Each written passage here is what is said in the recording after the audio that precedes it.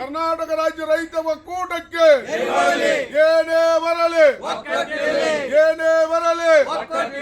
ಎಲ್ಲಿವರೆಗೂ ಹೋರಾಟ ಎಲ್ಲಿವರೆಗೂ ಹೋರಾಟ ಜೈ ಜವಾನ್ ಜೈ ಜವಾನ್ ಭ್ರಷ್ಟ ಆಡಳಿತ ಅಧಿಕಾರಿಗಳಿಗೆ ಭ್ರಷ್ಟ ಆಡಳಿತಕ್ಕೆ ಕೋಟ್ಯಾಂತರ ರೂಪಾಯಿ ಕೊಳ್ಳೆ ಹೊಡೆದಂತ ಆಡಳಿತಕ್ಕೆ. ಶ್ರೀ ಮಲಪ್ರಭಾ ಸಹಕಾರಿ ಸಕ್ಕರೆ ಕಾರ್ಖಾನೆಯಲ್ಲಿ ನಡೆದ ವ್ಯವಹಾರಗಳ ಪ್ರಕರಣವನ್ನು ಸಿಬಿಐ ತನಿಖೆಗೆ ಆದೇಶ ನೀಡುವವರೆಗೂ ಅನಿರ್ದಿಷ್ಟಾವಧಿ ಹೋರಾಟ ಮಾಡಲಾಗುವುದು ಅಂತ ಕರ್ನಾಟಕ ರಾಜ್ಯ ರೈತ ಸಂಘಗಳ ಮಹಾಸಂಘ ಒಕ್ಕೂಟದ ಪದಾಧಿಕಾರಿಗಳು, ಸರ್ವ ಸದಸ್ಯರು ಹಾಗೂ ಕಾರ್ಖಾನೆ ಷೇರುದಾರರು ಹಾಗೂ ರೈತರು ಗುರುವಾರ ಡೊಂಬರಕೊಪ್ಪ ಪ್ರವಾಸಿ ಮಂದಿರದಲ್ಲಿ ಸುದ್ದಿಗೋಷ್ಠಿ ನಡೆಸಿ ತಿಳಿಸಿದರು. ಶ್ರೀ ಮಲಪ್ರಭಾ ಸಹಕಾರಿ ಸಕ್ಕರೆ ಕಾರ್ಖಾನೆಯ ಆಡಳಿತ ಮಂಡಳಿ ಅಧಿಕಾರಕ್ಕೆ ಬಂದಾಗಿನಿಂದ ಅನೇಕ ಅವ್ಯವಹಾರಗಳನ್ನು ಮಾಡುವ ಮೂಲಕ ಕಾರ್ಖಾನೆಯನ್ನು ಅವನತಿ ಅಂಚಿಗೆ ತಂದು ನಿಲ್ಲಿಸಿದ್ದಾರೆ. ಸರ್ಕಾರಗಳು ರೈತರಿಗೆ ಅನುಕೂಲವಾಗಲಿ ಅಂತ ಸರ್ಕಾರಿ ಕ್ಷೇತ್ರಕ್ಕೆ ಕೋಟ್ಯಾಂತರ ರೂಪಾಯಿ ಹಣ ಖರ್ಚು ಮಾಡ್ತಿವೆ. ಆದರೆ ಶ್ರೀ ಮಲಪ್ರಭಾ ಸಹಕಾರಿ ಸಕ್ಕರೆ ಕಾರ್ಖಾನೆ ಈಗಿರುವ ಆಡಳಿತ ಮಂಡಳಿ ಕೇಂದ್ರ ಮತ್ತು ರಾಜ್ಯ ಸರ್ಕಾರ ನೀಡಿದ ಸಹಾಯಧನವನ್ನು ಆಡಳಿತ ಮಂಡಳಿ ದುರುಪಯೋಗ ಮಾಡಿಕೊಂಡು ಕಾರ್ಖಾನೆಗೆ ಹಾನಿ ಮಾಡಿದೆ ಅಂತ ಕಳೆದ 2 ವರ್ಷಗಳ ಹಿಂದೆ ರೈತ ಸಂಘಟನೆಗಳು ಹಾಗೂ ಷೇರುದಾರರು ಮತ್ತು ಈ ಭಾಗದ ರೈತರು ಸುಮಾರು 5 ದಿನಗಳ ಹೋರಾಟ ಮಾಡಿ ಸಂಬಂಧಿಸಿದ ಅಧಿಕಾರಿಗಳಿಗೆ ಮನವಿ ಮಾಡಿದ್ರೂ ಸಹ ಯಾವುದೇ ಕ್ರಮ ಕೈಗೊಂಡಿಲ್ಲ.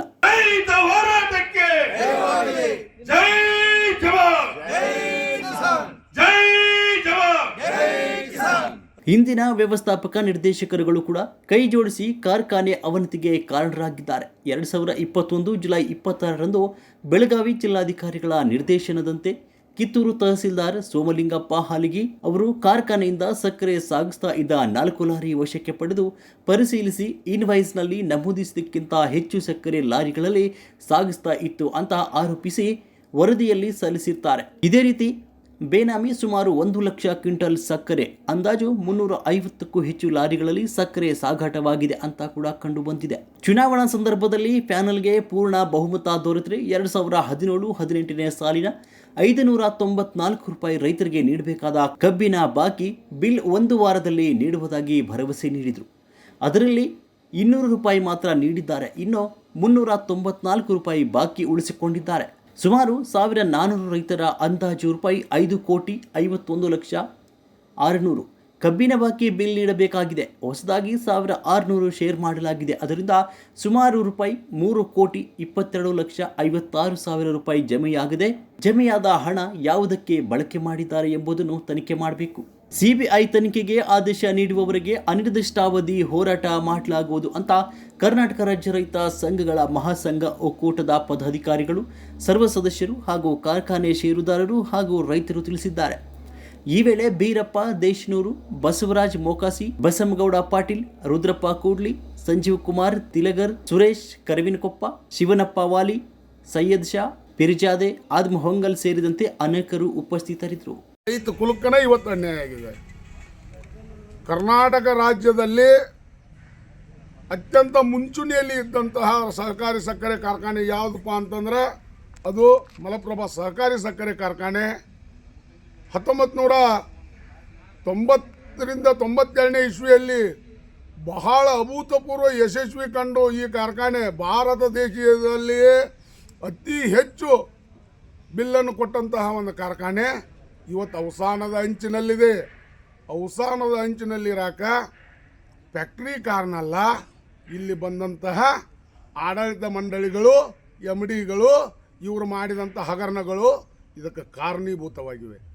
ಅದಕ್ಕೆ ಪುಷ್ಟಿ ನೀಡುವಂತೆ ಹಲವಾರು ದಾಖಲೆಗಳು ಇವತ್ತು ನಮ್ಮ ಕೈ ಸೇರಿದಾವ. ಆ ದಾಖಲೆಗಳನ್ನು ಇಟ್ಟುಕೊಂಡ ಇವತ್ತು ಅಹೋರಾತ್ರಿ ಧರಣಿ ಸತ್ಯಾಗ್ರಹ ಅನಿರ್ದಿಷ್ಟ ಅವಧಿ ತಮ್ಮ ಮಾಧ್ಯಮ ಮುಖಾಂತರ ಹೇಳಲಿಕ್ಕೆ ಇಷ್ಟಪಡ್ತೀನಿ. ನಮಗೆ ನ್ಯಾಯ ಸಿಗುವವರೆಗೂ ನಮ್ಮ ಪ್ರಾಣ ಹೋದ್ರೂ ಕೂಡ ನಾವು ಯಾರೂ ಕೂಡ ಈ ವೇದಿಕೆನ ಬಿಟ್ಟು ಕದಲು ಹಾಗೇನೇ ಇಲ್ಲ. ನಾವು ಆ ರೀತಿಯ ಬಂಡೆಮನ ಮೇಲೆ ಪ್ರಮಾಣ ಮಾಡಿ ಬಂದಿದ್ದೀವಿ. ಇವತ್ತು ಎಲ್ಲ ರೈತ ಬಾಂಧವರಲ್ಲೂ ಕೈ ಮುಗಿದು ನಾನು ಕೇಳ್ಕೊತೀನಿ, ಹಿಂದೆ ಏನಿಲ್ಲಿ ನಡೆದಿದೆ ಅನ್ನುವುದನ್ನು ಬಿಟ್ಟುಬಿಡಿ.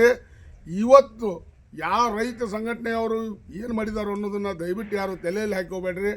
ಎಲ್ಲ ನಿಷ್ಠಾವಂತ ರೈತ ಸಂಘಟನಾಕಾರರು ಇವತ್ತು ಇದಕ್ಕೆ ಒಗ್ಗೂಡ್ತಾ ಇದ್ದಾರೆ. ಕರ್ನಾಟಕ ರಾಜ್ಯ ರೈತ ಸಂಘಗಳ ಒಕ್ಕೂಟದ ವತಿಯಿಂದ ಬೃಹತ್ ಒಂದು ಹೋರಾಟವನ್ನು ಹಮ್ಮಿಕೊಳ್ಳಲಾಗಿದೆ. ಈ ಹೋರಾಟದಲ್ಲಿ ನಾವು ಯಶಸ್ವಿ ಸಿಗ್ತದೆ. ಈ ಫ್ಯಾಕ್ಟ್ರಿ ಉಳಿಸೇ ತೀರೋಣ ಅನ್ನುವಂಥ ಮಾತನ್ನು ನಾನು ಹೇಳಲಿಕ್ಕೆ ಇಷ್ಟಪಡ್ತೀನಿ.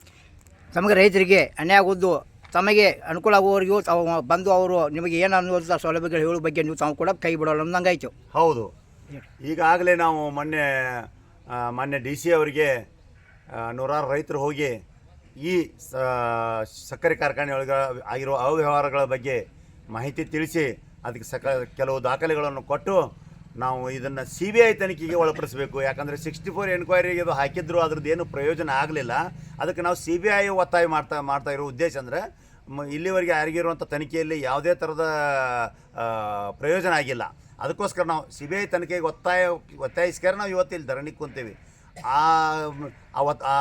ಏನು CBI ತನಿಖೆ ಆಗೋವರೆಗೆ ನಾವು ಇಲ್ಲಿಂದ ಕದಲೋದಿಲ್ಲ ಅಂಥೇಳಿ ನಾವು ಈ ವೇದಿಕೆ ಮುಖಾಂತರ ನಾವು ಎಲ್ಲ ನಮ್ಮ ರೈತ ಬಾಂಧವರಿಗೆ ತಿಳಿಸಲು ಇಷ್ಟಪಡ್ತೀವಿ. ತಾವು ಹಿರಿಯರಾಗಿ ರೈತರಾಗಿ ಮುಖಂಡರಾಗಿ ತಾವು ವಹಿಸಿದ್ರಿ, ತಾವು ಕೂಡ ಏನು ಹೇಗೆ ಇಷ್ಟಪಡ್ತೀರಿ ಈ ಬಗ್ಗೆ?